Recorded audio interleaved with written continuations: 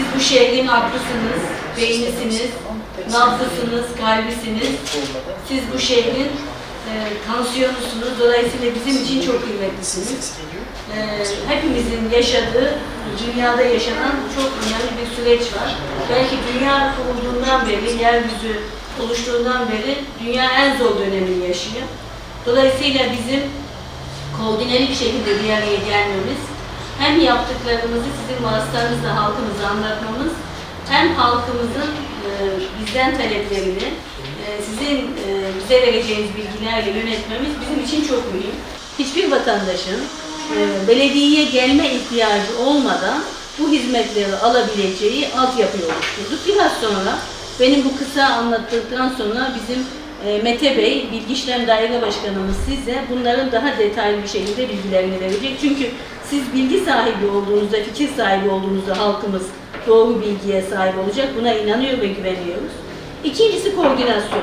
Valimizin başkanlığında bütün birimlerin koordinasyonu, şehrin bu büyük sorunu çözerken emniyetinden, jandarmasından, sağlığından, ilçe belediyelerinden hep birlikte bu koordinasyonu iyi sağlamamız gerekiyordu. Hamdolsun bu konuda da örnek şehirlerden bir tanesiyiz. Sivil toplumundan tutun, valimizin başkanlığında çok hızlı bir araya gelip sorun çözme ve hızlı fikir alışverişinde bulunabiliyoruz. Önce yönetim kapasitenizi buna uygun hale dönüştürmeniz gerekiyordu. Biz hamdolsun bunu yaptık.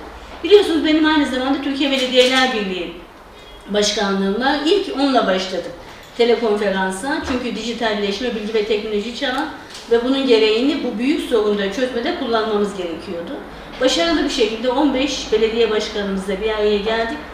Bütün partilerin belediye başkanlarını, bunu da özellikle belirtmek istiyorum. Çünkü bu mesele partiler üstü bir mesele, insani bir sorun var. Herkesin vereceği katkıya çok ihtiyacımız var.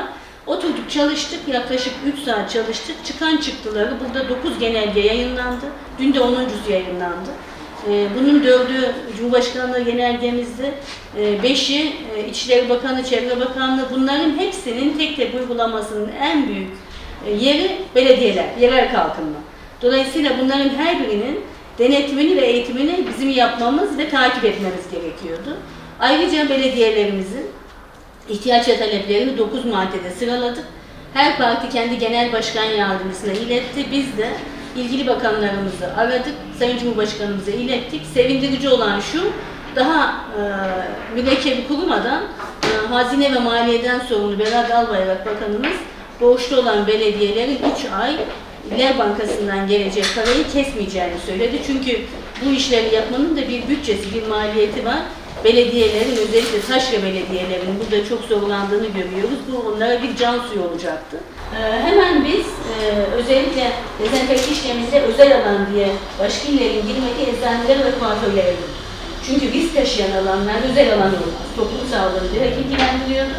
Ve daha başkaları karar vermeden kendi kiracılarımızın kiralarını ödedik. Kiralarını almayacağımızı. Çünkü zor bir durum var, örnek olalım istedik. Ondan sonra da zaten karar çıktı. Sağlık çalışanlarıma ücretsiz taşıma hakkı verdik. Dün eczacı kalfalarına da verdik.